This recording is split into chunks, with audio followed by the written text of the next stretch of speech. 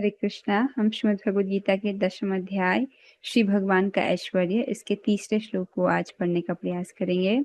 उससे पूर्व हम श्रीमद् भगवद गीता के माध्यम से एक श्लोक का श्रवण करेंगे। यह शृणोति च गीतार्थम कीर्तयति एव यह परम श्रावयेत् च परार्थम वै सह प्रयाति परमं पदम। जो व्यक्ति भगवद गीता के अर्थ की महिमा को ध्यान पूर्वक श्रवण एवं कीर्तन करता है, वह अन्यों को अथवा अन्यों को दोहराता है, वह परम पद को प्राप्त होता है। क्या करना है? इसका मतलब हमको ध्यान पूर्वक से भगवद गीता की महिमा को, भगवद गीता का श्रवण करना है, कीर्तन करना है। यदि आप इसको दूसरों को भी दोहराते हो तो क्या होता है? परम पद की उसको प्राप्ति होती है। परम पद क्या होते हैं? भगवान श्री कृष्ण के चरण कमलों की प्राप्ति होती है। बहुत सुंदर है। यो माम अजम अनादिम च यो माम् अजम् अनादिं च वेत्ति लोकमहेश्वरम् वेत्ति लोकमहेश्वरम् असम्मूढ समर्थ्येषु असम्मूढसमर्थेषु सर्वपापैः प्रमुच्यते।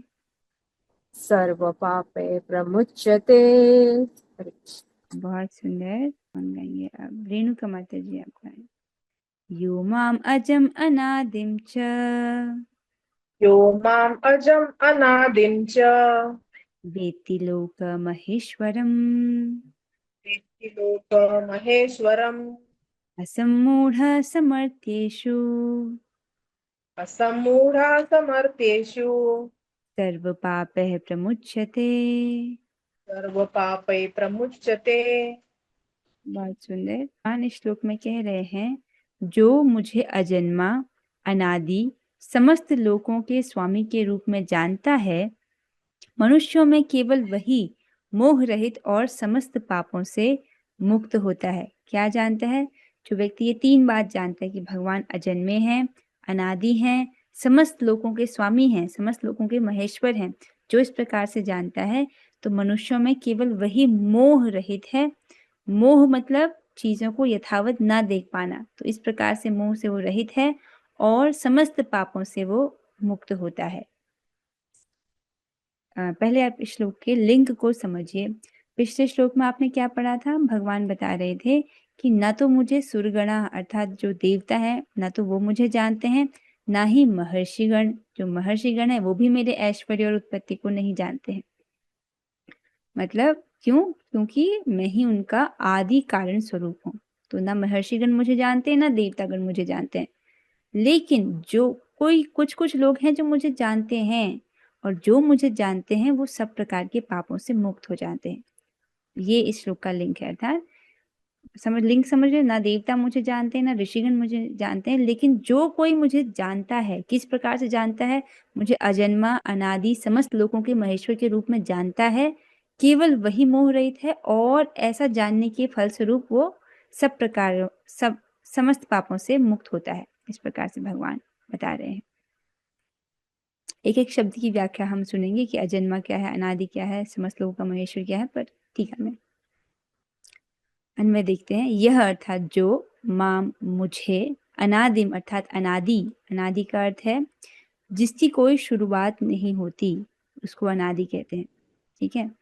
जैसे पहले आप आदि समझिए। जो जीवों का शरीर है, हम जैसे जीवों का जो शरीर है, बद्ध जीवों का जो शरीर है, उसकी एक शुरुआत होती है। उसकी एक शुरुआत होती है एक सेल से, जिसको आदि कहते हैं। आदि का मतलब शुरुआत।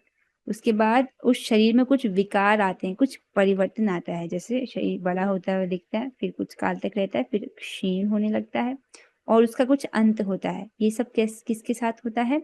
भौतिक शरीरों के साथ होता है।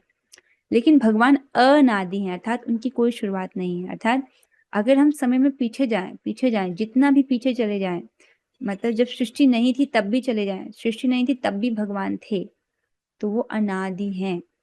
मतलब हम भगवान हमेशा से थे, हैं और हमेशा रहेंगे। अनादि समझ लो, जिसकी कोई शुरुआत नहीं है। जो मुझे अनादि और अजम अर्थात जन्म रहित जानता है। जन्म रहित यहाँ पर भगवान अपने आप को बद्ध जीवों से विलक्षित बता रहे हैं कि मैं बद्ध जीवों से अलग हूँ। बद्ध जीव जो होता है उसका बारंबार जन्म मृत्यु चलता रहता है, उसी मृत्यु संसार में फंसा रहता है। लेकिन भगवान अजन्मे हैं। इसको कैसे समझेंगे हम? भगवान अजन्मे होकर भी जन्म लेते हैं, तभी तो हमने जन्माष्टमी मनाई ना थोड़े दिन पहले। कुछ कुछ माताओं ने तो कितने प्रकार के भोग, 56 भोग बनाकर भगवान को प्रसन्न किया था। अभी अभी तो अपने जन्माष्टमी मनाई है, और यहाँ अब हम पढ़ रहे हैं कि भगवान जन्म रहित है। इसका क्या अर्थ है? देखिए समझिए, भगवान अजन्मे होकर भी जन्म लेते हैं, ये उनके अचिंत ऐश्वर्य से हो रहा है। पहले आप जन्म का कारण समझिए। हम बद्ध जीवों का जन्म क्यों होता है इसको समझिए। हमारा जन्म होता है हमारे कर्मानुसार, ठीक है। हम अपने कर्मों से बद्ध होकर के हमको इस जगत में एक शरीर धारण, एक योनि धारण करनी पड़ती है। लेकिन भगवान का जन्म कर्मानुसार नहीं होता है, ठीक है। इसको आप उस उदाहरण से समझिए। किस उदाहरण से समझेंगे? यहाँ पे एक चित्र रखा गया था। हाँ, जैसे जेल में एक कैदी आ रहा है, तो वो कैदी, पुलिस वाले अपनी गाड़ी में कैदी को लेकर आ रहे हैं और वो जेल में प्रवेश करता है। अब जेल में कैदी आ तो गया, लेकिन वो यहाँ से अपनी इच्छा अनुसार निकल नहीं सकता है। जेल में आए हुए कैदी की स्थिति को समझ रहे हैं? आया पुलिस की गाड़ी में, और अब वो वहां से निकलने के लिए अपनी इच्छा अनुसार नहीं निकल सकता है। लेकिन वहीं पर एक नेता भी, मान लीजिए एक प्रधानमंत्री भी जेल में आ रहे हैं, जेल का मुआयना करने के लिए कि व्यवस्था ठीक है कि नहीं, ये देखने के लिए जेल में आ रहे हैं। तो हो सकता है कि प्रधानमंत्री भी गाड़ी में आए, पुलिस की गाड़ी में आए, और हो सकता है कि उनकी प्रोटेक्शन के लिए वहां पर और अधिक पुलिस हो। जब प्रधानमंत्री प्रवेश करे जेल में, तो हो सकता है कि और अधिक पुलिस हो उनके साथ में, ठीक है। लेकिन अगर ये कैदी ये समझने लगे कि ये जो प्रधानमंत्री है ये मेरी तरह से कोई मुजरिम होगा तभी आया है, तो ऐसा समझना मूर्खता होगी। आप समझ रहे हैं? तो उसी प्रकार हम लोग तो जन्म लेते हैं अपने कर्मानुसार, लेकिन भगवान अपने कर्मानुसार जन्म नहीं लेते। वो अपनी इच्छानुसार आते हैं, और विशेष करके अपने भक्तों को सुख प्रदान करने के लिए वो जन्म ग्रहण करते हैं। तो यद्यपि अजन्मा हैं भगवान, फिर भी वो जन्म लेते हैं। इससे वो अपने अजन्मे होने के गुण से च्युत नहीं होते। दोनों चीजें एक ही साथ सही है, वो अजन्मे भी हैं और हाँ भगवान जन्म भी लेते हैं, दोनों बातें एक ही साथ सही है। तो भगवान में ऐसी विरोधाभास चीजें जो होती हैं ये एग्जिस्ट करती हैं, ये दोनों एक साथ सत्य हैं। तो भगवान कह रहे हैं जो मुझे अनादि के रूप में समझता है और अजम अर्थात जन्म रहित समझता है। इसको एक और उदाहरण से आप समझिए। जन्म कब होता है? जब सृष्टि होती है। जब सृष्टि करते हैं भगवान, ब्रह्मांडों की सृष्टि हुई है, ब्रह्मांडों में विभिन्न प्रकार की योनियों को प्रकट किया गया है, तो तब जो जीवात्मा है विभिन्न योनियां ग्रहण करने के लिए बारंबार जन्म लेता है ना। तो जब सृष्टि होती है तभी जीवात्माओं का जन्म संभव है। लेकिन अगर मान लीजिए हम समय में पीछे जाएं, समय में पीछे जा रहे हैं, तब जा रहे हैं जब ये ब्रह्मांड थे ही नहीं, मतलब तब सृष्टि हुई ही नहीं थी, प्रलय काल था। प्रलय काल के बाद जब सारे ब्रह्मांड भगवान में प्रवेश कर जाते हैं, उस वक्त की बात हो रही है जब सृष्टि हुई नहीं थी। तो उस वक्त जब सृष्टि नहीं थी तब भी भगवान थे। आप समझ आए? तो इसका मतलब वो जन्म से रहित हैं। क्यों? क्योंकि पूरी समग्र सृष्टि के परे हैं भगवान, ठीक है। जब सृष्टि नहीं होती तब भी भगवान होते हैं, तो भगवान जन्म रहित हैं। इस आशा है कि स्पष्ट हुआ होगा। और इस जन्म रहित कहने से भगवान अपने आप को जो साधन सिद्ध मुक्त पुरुष हैं उनसे भी अलग बता रहे हैं। बहुत सुंदर है इसका अर्थ, आप समझ जाएगा, थोड़ा सूक्ष्म है। जो साधन सिद्ध मुक्त पुरुष हैं वो भी अब जन्म नहीं लेते। साधन करते करते क्या हो गया, वो मुक्त पुरुष बन गए, अब उनको जन्म लेने की आवश्यकता नहीं पड़ती है, ठीक है। तो अजन्मे तो फिर वो भी हैं, लेकिन भगवान अपने आप को उनसे अलग करते हैं। क्यों? क्योंकि जो साधन सिद्ध मुक्त पुरुष है उसका एक इतिहास है। इतिहास मतलब जब वो कुछ समय पहले, मतलब वो एक मनुष्य योनि में था, जब उसने इस प्रकार की साधना किया, तपस्या किया, अब वो साधन के फलस्वरूप जो मुक्त हो चुका है। तो वो हमेशा से मुक्त नहीं था, उसका एक इतिहास है। लेकिन भगवान हमेशा से भगवान है। ऐसा नहीं है कि भगवान ने कुछ तपस्या की होगी जिसके द्वारा वो भगवान बने ना, हम भगवान हमेशा से भगवान हैं, ठीक है। तो जन्म रहित अजम कह के और अनादि कह के, भगवान अनादि कह के अपने आप को जो साधन सिद्ध मुक्त पुरुष है उनसे अलग दिखा रहे हैं कि मैं साधन सिद्ध मुक्त पुरुषों से भी अलग हूँ। और लोक महेश्वरम अर्थात सभी लोगों का महेश्वर हूँ। तीसरी बात है कि भगवान सभी लोगों के महेश्वर हैं। तो ऐसा कहकर भगवान अपने आप को जो नित्य सिद्ध भगवान के पार्षद हैं उनसे अलग बता रहे हैं। जो नित्य सिद्ध पार्षद हैं वो भी अनादि हैं, क्योंकि वो सृष्टि से वो हमेशा से भगवान की सेवा करते हैं ना, नित्य धाम में, भगवान के नित्य धाम में उनका भी जन्म नहीं होता है, क्योंकि भगवान के नित्य धाम में नित्य ही भगवान की सेवा करने में लगे हुए हैं। लेकिन वो सभी लोगों के महेश्वर नहीं है। तो इस प्रकार से भगवान ने जो उनके नित्य पार्षद हैं उनसे भी अलग बताया कि भगवान अनादि हैं, अजम हैं और सभी लोगों के महेश्वर हैं। बात समझ आ रही है? क्योंकि नित्य सिद्ध जो पार्षद है वो लोगों के महेश्वर नहीं है, लेकिन भगवान सभी लोगों के महेश्वर हैं।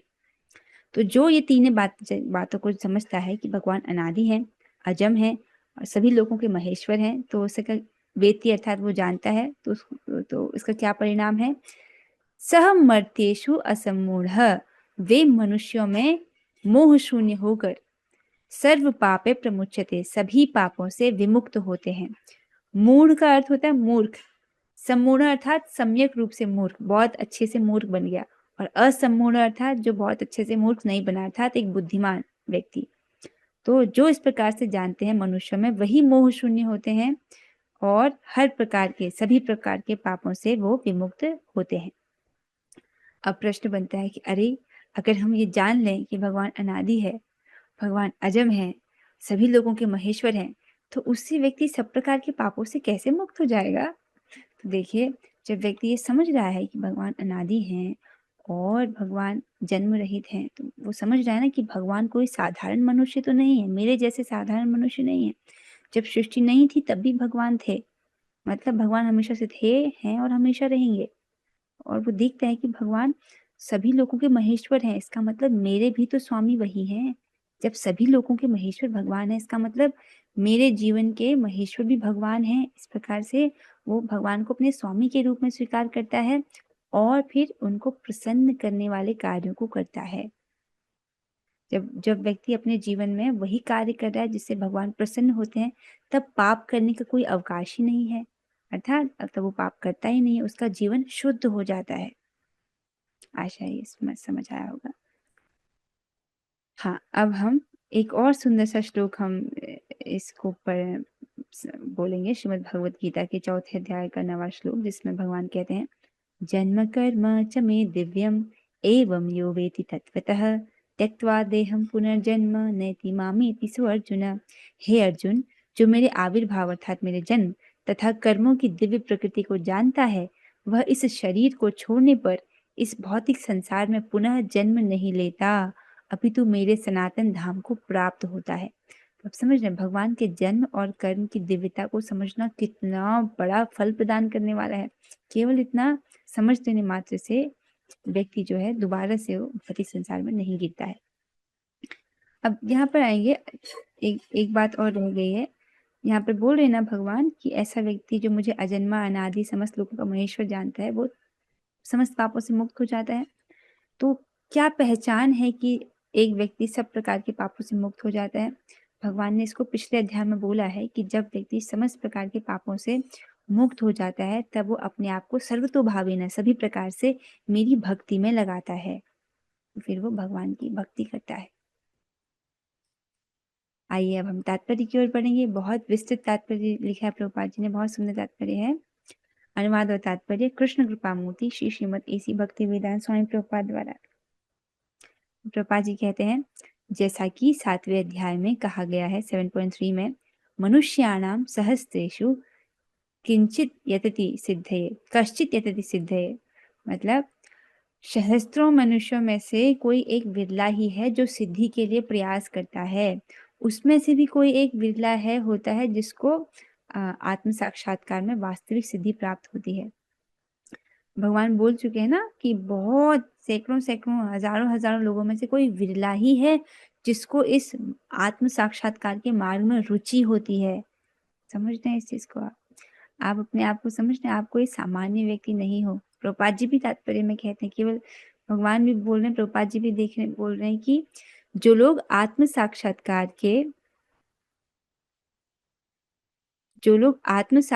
के पद तक उठने के लिए प्रयत्नशील होते हैं, वे सामान्य व्यक्ति नहीं हैं। वे उन करोड़ों सामान्य व्यक्तियों से श्रेष्ठ हैं जिन्हें आत्म साक्षात्कार का ज्ञान नहीं होता। देखिए हम लोग कितने हैं यहाँ पर कक्षा में, बहुत बड़ी तो कक्षा हमारी, बहुत ऐसा तो नहीं है कि यहाँ पे हजारों हजारों की भीड़ लगी हो, नहीं, कुछ गिने चुने लोग हैं जिनको ऐसी रुचि है। आप हर व्यक्ति को भगवान ने हैंड पिक किया, मतलब ऐसे चुन के रखा है ताकि आप भगवान के विषय में श्रवण कर सको। तो जो लोग इस प्रकार से आत्म साक्षात्कार के लिए प्रयत्नशील रहते हैं उनको सामान्य व्यक्ति नहीं समझना चाहिए। प्रभुपाद जी बता रहे हैं करोड़ों जो सामान्य व्यक्ति हैं उनसे वो श्रेष्ठ हैं। ऐसे सामान्य व्यक्तियों को तो आत्मज्ञान का, आत्म साक्षात्कार का कोई ज्ञान नहीं होता है। किंतु जो वास्तव में अपनी आध्यात्मिक स्थिति को समझने के लिए प्रयत्नशील होते हैं उनमें से श्रेष्ठ वही है जो यह जान लेता है कि कृष्ण ही भगवान प्रत्येक वस्तु के स्वामी तथा अजन्मा है। वही सबसे अधिक सफल आध्यात्मिक ज्ञानी है। बहुत सुंदर। तो पहले तो बताया कि करोड़ों करोड़ों में से कोई एक विरला है जिसको आत्म साक्षात्कार में रुचि है, उस पद तक वो उठना चाहता है। इसमें से भी ऐसे लोग जिनको ये समझ आ गया है कि कृष्ण ही भगवान है और प्रत्येक वस्तु के स्वामी हैं और भगवान अजन्मे हैं, इस प्रकार से जिसको समझ आ गया है वो सफल आध्यात्मवादी है, ये बोल रहे हैं। ठीक है, जब वह कृष्ण की परम स्थिति को पूरी तरह समझ लेता है उसी दशा में वह समस्त पाप कर्मों से मुक्त हो पाता है। तो समस्त पाप कर्मों से मुक्त कब होता है? जब व्यक्ति भगवान श्री कृष्ण को उनकी परम स्थिति में समझता है। जब व्यक्ति भगवान को समझ रहा है कि भगवान परम है, भगवान है, अजन्मे है, एक सामान्य व्यक्ति नहीं है, और तब वो क्या करता है, उसके प्रति, भगवान के प्रति स्वतः ही उसके हृदय में आदर बुद्धि होती है और वो उनकी भक्ति करना चाहता है, उनकी सेवा करना चाहता है, फिर भगवान की सेवा में लगता है। यहाँ पर भगवान को अज अर्थात अजन्मा कहा गया है, किंतु वे द्वितीय अध्याय में वर्णित उन जीवों से भिन्न हैं जिन्हें अज कहा गया है। तो यहाँ पर भगवान जब अजन्मा कह रहे हैं तब भगवान अपने आप को जो बद्ध जीव है उनसे अलग बता रहे हैं। आप समझिए, जितने भी फिलॉसफीज आई हैं, जितने भी विभिन्न विभिन्न बातें लोग कहते हैं धर्म के मामले में, ये सब लोग तो तभी आए ना जब सृष्टि हुई थी। जब सृष्टि होती है, ब्रह्मांडों की रचना होती है, ब्रह्मांडों के भीतर विभिन्न प्रकार की योनियां प्रकट होते हैं, है ना। तो जितने भी और मत हैं लोगों के भगवान के विषय में, कोई कह रहा है कि भगवान निराकार है, ये तो सब कब आया है? जब सृष्टि हुई है उसके बाद ही आया ना। लेकिन भगवान बता रहे हैं यहाँ पर आपको भगवत गीता में, और भगवान तो सृष्टि से भी पहले से हैं, समझ रहे हो। तो भगवान की बात ही प्रमाणिक मानेंगे कि नहीं मानेंगे, या हम उन लोगों की बात को मानेंगे जो बाद में जिनका जन्म हुआ है? हम तो वही मानेंगे ना जो भगवान बोल रहे हैं। तो भगवान जो है वो अजन्मे हैं और वो जीवों से भिन्न है, इसको समझा दिया गया है, क्योंकि जो जीव है उसका जन्म उसके कर्मानुसार होता है, लेकिन भगवान का जन्म उनके कर्मानुसार नहीं होता है। भगवान इस जगत में माया के द्वारा, काल के द्वारा बद्ध नहीं होते हैं। ठीक है, भगवान अपनी स्वेच्छा से प्रकट होते हैं, अब विशेष करके अपने भक्तों को सुख प्रदान करने के लिए। भगवान जीवों से भिन्न है क्योंकि जीव भौतिक आसक्तिवश जन्म लेते तथा मरते रहते हैं। बद्ध जीव अपना शरीर बदलते रहते हैं, किंतु भगवान का शरीर परिवर्तन नहीं है। क्या कह रहे हैं? जो जीव हैं वो जन्म क्यों लेते हैं? क्योंकि उनकी भौतिक आसक्ति रहती है। तो भौतिक आसक्ति के कारण वो भौतिक ही इच्छा करते हैं, जिसके कारण बारंबार उनका जन्म मृत्यु का चक्र लगा रहता है। तो इस प्रकार से जो बद्ध जीव है अपना शरीर बदलते रहते हैं, लेकिन भगवान का शरीर परिवर्तनशील नहीं होता है। इसका मतलब क्या है कि वो सच्चिदानंद है। लेकिन हम लीला में तो देखते हैं कि भगवान बाल रूप में है और उसके बाद वो पौगंड अवस्था में चलते हैं, फिर वो किशोरावस्था में पहुंच जाते हैं। हम भगवान के शरीर को लीला में तो बदलता हुआ देख रहे हैं, फिर यहाँ पर क्यों बोला जा रहा है कि भगवान का शरीर परिवर्तनशील नहीं है? प्रश्न समझ आ रहा है? हाँ, तो देखिए, हम बद्ध जीवों के शरीर में परिवर्तन क्यों होता है, पहले इसको समझिए। ये प्रकृति के कारण होता है और काल के प्रभाव में। ठीक है, हमको ये भौतिक प्रकृति प्राप्त हुई है, और भौतिक प्रकृति का क्या लक्षण है कि वो उत्पन्न होता है, कुछ बढ़ता है, कुछ कुछ गौण वस्तुएं उत्पन्न करता है, कुछ समय के लिए रहता है, फिर क्षीण हो जाता है, फिर नष्ट होता है। ये भौतिक प्रकृति में जो प्रत्येक वस्तु है उसके साथ यही होता है। तो प्रकृति अर्थात माया के प्रभाव से और काल के प्रभाव में हम बद्ध जीवों का शरीर परिवर्तित होता है। लेकिन भगवान काल के और माया के अधीन है ही नहीं। भगवान का शरीर परिवर्तित हो रहा है लीला में, वो काल के अधीन नहीं है, समय के अधीन नहीं है। कैसे देखेंगे इसको? भगवान जब किशोर अवस्था तक बड़े होते हैं उसके बाद उनका शरीर बढ़ता ही नहीं है, मतलब भगवान कभी भी वृद्धावस्था को प्राप्त नहीं होते हैं। भगवत जैसे भगवान 129 वर्ष तक रहते हैं तो इस धराधाम पर, लेकिन तब भी वो यंग होते हैं, एकदम नौजवान की तरह, और बूढ़े उनका शरीर नहीं होता। तो काल का प्रभाव उनके शरीर पर नहीं पड़ता है। वो अपनी इच्छानुरूप जो है विभिन्न रूपों को प्रकट करते हैं, और माया तो उनके अधीन में कार्य करती है।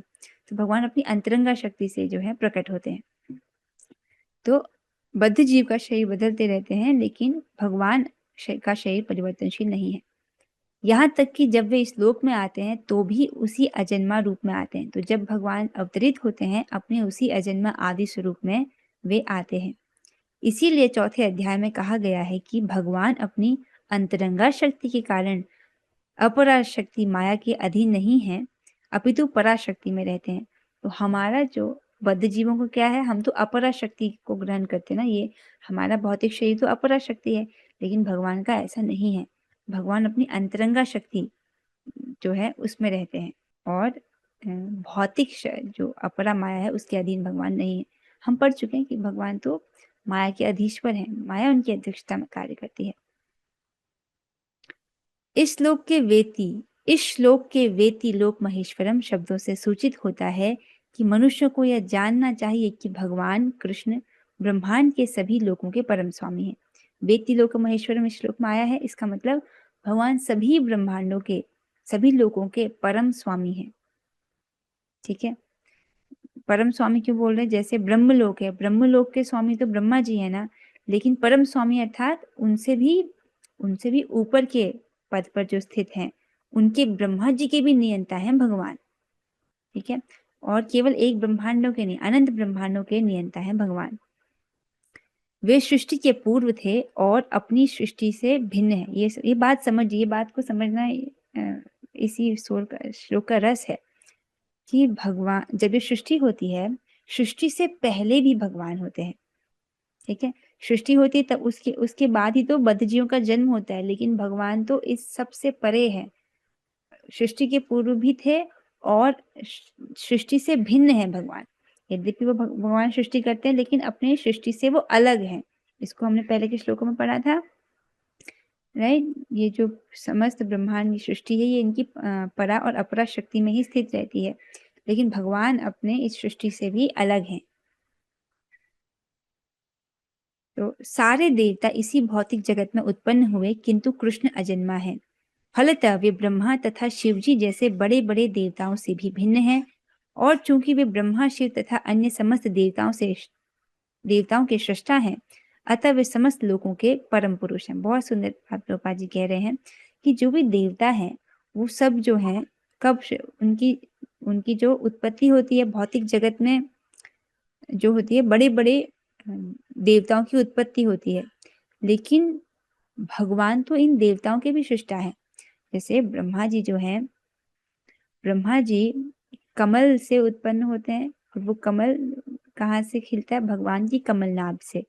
तो भगवान तो बड़े बड़े देवताओं के भी सृष्टा है, और ये जो बड़े बड़े देवता हैं ये तो भौतिक जगत में उत्पन्न होते हैं ना, क्योंकि जो कमल भगवान के नाभि से प्रकट हुआ वो भौतिक है, और उसके भीतर जितने भी लोग हैं कमलनाल के भीतर, अर्थात ये जो 14 लोग हैं, ये सभी भौतिक लोग हैं, ब्रह्म लोक तक सब भौतिक लोग हैं। तो जब भौतिक, ये जो देवता हैं, सारे देवता वो भौतिक जगत में उत्पन्न हुए, परंतु कृष्ण अजन्म है। भगवान इस पूरे भौतिक सृष्टि से परे हैं और वो अजन्मे हैं। भगवान हमेशा से थे, हैं और हमेशा रहेंगे, अभी भी भगवान हैं। ऐसा नहीं सोचना चाहिए कि भगवान 5000 वर्ष पहले आए थे और फिर चले गए और अब वो नहीं है ना। अगर ऐसा समझ रहे हो तो आप ये बात समझे नहीं कि भगवान अजन्मे है। मैं समझ रही हूँ कि आप समझ रहे हो, तभी तो आप भगवान की सेवा कर रहे हो, भगवान की भक्ति कर रहे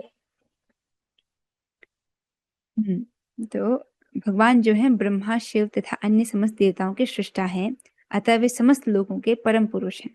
तो भगवान ही जो है समस्त लोगों के परम नियंता हैं, वही परम पुरुष हैं। अतः श्री कृष्ण हर उस वस्तु से भिन्न हैं जिसकी सृष्टि हुई है और जो उन्हें इस रूप में जान लेता है वह तुरंत ही सारे पाप कर्मों से मुक्त हो जाता है। बहुत सुंदर से भगवान को किस कैसे जान रहा है वो, कि जैसे भी जिस सृष्टि हुई है, इन ब्रह्मांडों की सृष्टि हुई है, भगवान इस सृष्टि से अलग है। ठीक है, तो जो इस प्रकार से जान रहा है वो तुरंत ही सारे पाप कर्मों से मुक्त हो जाता है। परमेश्वर का ज्ञान प्राप्त करने के लिए मनुष्य को समस्त पाप कर्मों से मुक्त होना चाहिए, जैसा कि भगवत गीता में कहा गया है कि उन्हें केवल भक्ति के द्वारा जाना जा सकता है, किसी अन्य साधन से नहीं। बहुत सुंदर। तो यदि प्रश्न हो कि हम भगवान को अजन्मा, अनादि, सभी लोगों के महेश्वर के रूप में कैसे जाने, क्या हमको विद्वत्ता चाहिए? पिछले श्लोक में आपने पढ़ा, नहीं, विद्वत्ता की आवश्यकता नहीं है।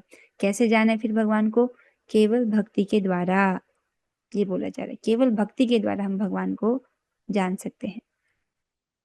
मनुष्य को चाहिए कि कृष्ण को सामान्य मनुष्य ना समझे। ये तो अब तक सबको समझ स्पष्ट हो गया है कि भगवान एक सामान्य मनुष्य नहीं है। जैसा कि पहले ही कहा जा चुका है, केवल मूर्ख व्यक्ति ही उन्हें मनुष्य मानता है। आज भी ऐसे लोग होंगे इस जगत में जो कृष्ण को सामान्य व्यक्ति समझ रहे होंगे, जो उनकी बाल लीलाओं को सामान्य लीला समझ रहे होंगे। कितनी बड़ी मूर्खता है। देखिए, भगवान भी कमाल के व्यक्ति है ना। भगवान समस्त लोगों के महेश्वर हैं, ठीक है, सभी लोगों के ईश्वर हैं, फिर भी माखन चोरी की लीला करते हैं, है ना। भगवान कितने अद्भुत व्यक्ति है, कैसी कैसी लीला करते हैं। जब आप तत्व श्रवण करते हो तब उनकी लीला में आश्चर्य होता है कि अरे, इतने बड़े भगवान होकर के ये माखन चुरा रहे हैं। क्यों करते हैं ऐसा भगवान? अपने भक्तों को सुख प्रदान करने के लिए। लेकिन जो तत्व नहीं समझते हैं, उनको क्या लगता होगा कि ठीक है, एक बालक ही तो है, बालक चोरी करता है, इसमें कौन सी बड़ी बात है। आप समझ रहे हैं? तो वो उस लीला की महिमा को नहीं समझ पाते हैं। पर तत्व समझते हैं तो फिर हम इस लीला का आस्वादन एक अलग ढंग से कर सकते हैं। यहाँ यहाँ भिन्न प्रकार से कहा गया है। जो व्यक्ति मूर्ख नहीं है, जो भगवान के स्वरूप को ठीक से समझ सकता है, वह समस्त पाप कर्मों से मुक्त है। ठीक है, जो भगवान को अजन्मा, अनादि, समस्त लोगों का महेश्वर समझता है, वो मूर्ख नहीं है, वो मोह से रहित हो जाता है और वो सब प्रकार के पाप कर्मों से मुक्त हो जाता है। अब प्रभुपाद जी प्रश्न उठाते हैं यहाँ पर कि यदि कृष्ण देवकी पुत्र रूप में विख्यात हैं, तो फिर अजन्मा कैसे हो सकते हैं, है ना। भगवान देवकी माता के पुत्र के रूप में जन्म लेते हैं कि नहीं लेते हैं? तो ऐसे वो विख्यात हैं कि वो देव के पुत्र हैं, फिर अजन्मा कैसे हो सकते हैं? कुछ लोग इस बात को नहीं समझ पाते हैं और तभी वो क्या सोचते हैं कि हाँ, इसीलिए भगवान जो निराकार हैं, कृष्ण कैसे भगवान हो सकते हैं। कुछ लोग इस बात को ठीक से नहीं समझते हैं। यद्यपि भगवान अजन्मे हैं, फिर भी वो जन्म लेते हैं। ये दोनों बातें एक साथ सत्य हैं। इसकी व्याख्या श्रीमद् भागवत में भी की गई है। उनका जन्म हमारे जैसे बद्ध जीवों का जैसा जन्म नहीं होता है। अब फिर भी प्रभुपाद जी एक बहुत सुंदर सा पॉइंट यहाँ पे बोलते हैं। जब वे देवकी तथा वसुदेव के समक्ष प्रकट हुए, तो वे सामान्य शिशु की तरह नहीं जन्मे। वे अपने आदि रूप में प्रकट हुए और फिर एक सामान्य शिशु में परिणत हो गए। तो जब भगवान प्रकट होते हैं तो वो चतुर्भुज रूप में होते हैं। चतुर्भुज रूप में शंख, पद्म, गदा धारण किए हुए होते हैं और सुंदर सा मुकुट पहने हुए, पीताम्बरी धारण किए हुए होते हैं। और वो अपने माता पिता को उनके पिछले 3 जन्मों का इतिहास बताते हैं। माता को बोलते हैं कि आप एक जन्म में कृष्णी नाम से आप विख्यात थी, कृष्णी नाम में, और तब आपने खूब तपस्या की थी। आप चाहती थी, आप और पिताजी चाहते थे कि मैं आपके पुत्र के रूप में जन्म लूं। तो तब उस जन्म में मैं कृष्णी गर्भ के रूप में आपसे कृष्ण गर्भ रूप में मैं आपका पुत्र बना। फिर अगले जन्म में आप जो है अदिति माता के रूप में आपने जन्म लिया और वसुदेव जी जो है वो कश्यप मुनि बनते हैं। तब मैं आपके घर में वामन के रूप में जन्म लिया था। वामन भगवान की लीला पढ़ते हो ना, तो वो दूसरी बार भगवान जो है उनके पुत्र बने। फिर भगवान कहते हैं कि इस बार में जो है आप इस जन्म में आप देवकी हो और आप वसुदेव हो, और मैं फिर से आपके पुत्र के रूप में मेरा जन्म हुआ है। तो भगवान प्रकट होते ही जो है अपने माता पिता का इतिहास वर्णन करने लगते हैं। क्यों करते हैं भगवान ने? ताकि इनको विश्वास हो कि मैं भगवान हूँ, कोई सामान्य बालक नहीं हूँ। और उसके बाद जब देवकी माता उनको प्रार्थना करती है तब भगवान जो है एक सामान्य शिशु में परिणत हो जाते हैं, द्विभुज वाले। जबकि वो सामान्य शिशु भी कोई सामान्य हम जैसा शरीर नहीं, सच्चिद आनंद रूप ही भगवान का जो आदि रूप है भगवान उसमें परिणत हो जाते हैं। तो भगवान का जो जन्म है वो हमारे जैसा जन्म नहीं होता है। भगवान जो है उनकी जन्म की लीला भी दिव्य है। कृष्ण की अध्यक्षता में जो भी कर्म किया जाता है वह दिव्य है। वह शुभ हो या अशुभ, वह शुभ या अशुभ फलों से दूषित नहीं होता। अब समझिए ये वाली बात प्रभुपाद जी क्यों कहते हैं। जो व्यक्ति समझ रहा है कि भगवान अजन्मे हैं, अनादि हैं, सभी लोगों के महेश्वर हैं, वो व्यक्ति क्या करता है, उसको समझ आ जाता है कि कृष्ण जो है मेरे स्वामी हैं, मेरा एकमात्र कर्तव्य उनको प्रसन्न करना है। इस प्रकार से भगवान को समझने का क्या अर्थ है, भगवान की शरण ग्रहण करना, उनकी सेवा करना, अपने जीवन को वैसे ढालना जिस प्रकार से भगवान ने निर्देश दिया है उस प्रकार से उसको जीना। तो यही प्रभुपाद जी बता रहे हैं कि कृष्ण की अध्यक्षता में जो भी कर्म किया जाता है वह दिव्य है, वह शुभ या अशुभ फलों से दूषित नहीं होता। इस जगत में शुभ या अशुभ वस्तुओं का बोध बहुत कुछ मनोधर्म है, क्योंकि इस भौतिक जगत में कुछ भी शुभ नहीं है। प्रत्येक वस्तु अशुभ है, क्योंकि प्रकृति स्वयं ही अशुभ है।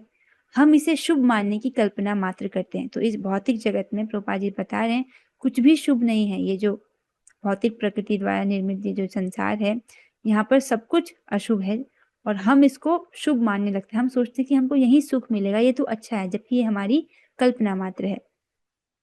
फिर वास्तविक मंगल क्या है, वास्तविक शुभ क्या है, उसका वर्णन प्रभुपाद जी करते हैं। वास्तविक मंगल तो पूर्ण भक्ति और सेवा भाव से युक्त कृष्ण भावनामृत पर ही निर्भर करता है। क्या है शुभ, जब हम भगवान की भक्ति करते हैं, सेवा भाव से युक्त होते हैं उस पर, इससे व्यक्ति को मंगल ही मंगल प्राप्त होता है।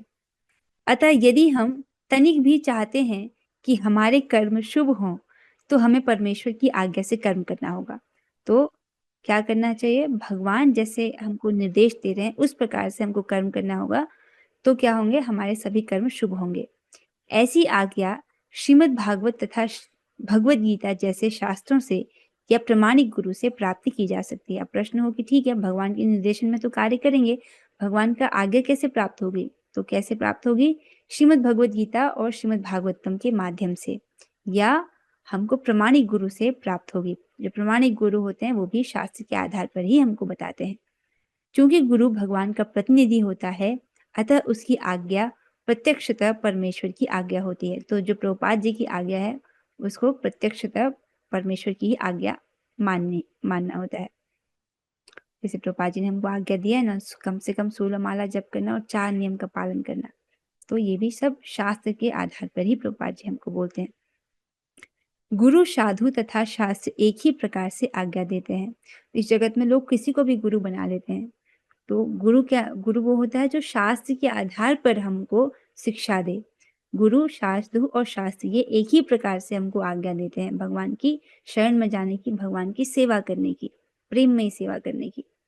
इन तीनों स्रोतों में कोई विरोध नहीं होता है। इस प्रकार से किए गए सारे कार्य इस जगत के शुभाशुभ कर्म फलों से मुक्त होते हैं। तो जब हम गुरु, शास्त्री या साधु के निर्देशन में रहकर के कार्य करते हैं, तब हमारे जो कर्म होते हैं वो सब प्रकार के शुभ अशुभ फलों से मुक्त होते हैं। थोड़ा सा ही बचा है, उसको ही पढ़ लेते हैं, बस थोड़ा सा बचा है।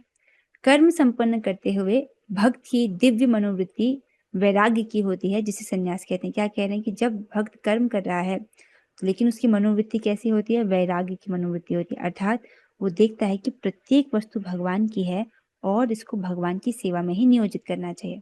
तो ऐसी ऐसी मनोवृत्ति हो जाती है एक भक्त की, जिसे संन्यास कहते हैं। जैसा कि भगवद गीता के 6 अध्याय के प्रथम श्लोक में कहा गया है कि जो भगवान का आदेश मानकर कोई कर्तव्य करता है और जो अपने कर्म फलों की शरण ग्रहण नहीं करता, अनाश्रित कर्म फलम, वही असली सन्यासी है। तो प्रभुपाद जी यहाँ पर सन्यास का वर्णन कर रहे हैं कि जैसा कि भगवान ने 6वें अध्याय के प्रथम श्लोक में बोला है, उसमें भगवान ने सन्यास की व्याख्या की थी। क्या है था सन्यास? श्री भगवान ने कहा, जो पुरुष अपने कर्म फल के प्रति अनासक्त है और जो अपने कर्तव्य का पालन करता है वही सन्यासी है और असली योगी है। वह नहीं जो न तो अग्नि जलाता है न कर्म करता है। अर्थात ऐसा व्यक्ति जो अपने कर्म फल के प्रति अनासक्त है और अपने कर्तव्य का पालन कर रहा है, उसको भगवान ने सन्यासी कहा था, असली सन्यासी। तो जो भक्त हैं वो अपने कार्य को तो कर रहे हैं, लेकिन दिव्य में उनकी जो मनोवृत्ति क्या होती है कि सब वस्तुएं तो भगवान की है, इनको मुझे भगवान की सेवा में नियोजित करना है। तो जो भगवान के निर्देशानुसार कर्म करता है, वास्तव में सन्यासी तथा योगी वही है। केवल सन्यासी या छद्म योगी के वेश में रहने वाला व्यक्ति नहीं। कोई बस सन्यासी का चोला ओढ़ ले उससे वो सन्यासी नहीं हो जाता है। सन्यासी के लिए एक मनोवृत्ति की आवश्यकता है। क्या मनोवृत्ति? सारी वस्तुएं भगवान की है, ये शरीर भी भगवान का ही है, इसलिए जो है इसको भी भगवान की सेवा में नियोजित करना, सभी वस्तुओं को भगवान की सेवा में नियोजित करना। तो आशा है आपको इस श्लोक का आशय स्पष्ट हुआ होगा। क्या समझा आपने कि भगवान जो है अनादि हैं, अजन्मे हैं, सभी लोगों के महेश्वर हैं। जो इस प्रकार से जानता है मनुष्य में वही मोह रहित है और वो सब प्रकार के पापों से मुक्त हो जाता है। तो जब वो इस प्रकार से जानता है तो क्या करता है, अपने कर्मों को भगवान के निर्देशानुसार करने के लिए चेष्टा करता है। अपने सभी कर्मों को भगवान की प्रसन्नता हेतु करता है, जिससे वो सब प्रकार के शुभ अशुभ कर्मों से मुक्त हो जाता है। और आपने भी पढ़ा कि उसकी जो मनोवृत्ति कैसी होती है कि सब वस्तुएं भगवान की हैं, इसको मुझे भगवान की सेवा में नियोजित करना चाहिए। इसके साथ आज की चर्चा यहाँ पर समाप्त होती है। हरे कृष्णा कृष्ण कृष्णा हरे हरे, हरे राम राम राम हरे हरे, हरे कृष्णा कृष्ण कृष्ण हरे हरे, हरे राम राम राम हरे हरे, हरे कृष्णा कृष्ण हरे राम राम हरे हरे। श्रीमद् भगवद गीता की जय, जय। प्रभुपाद की जय, जय। रामाचार्य श्री हरिदास ठाकुर की जय, जय। राम वृंदावन की जय। ऑल ग्लोरीज टू श्री गुरु गौरंगा। हरे कृष्णा हरे कृष्णा माता जी बहुत बहुत धन्यवाद। हरे कृष्णा।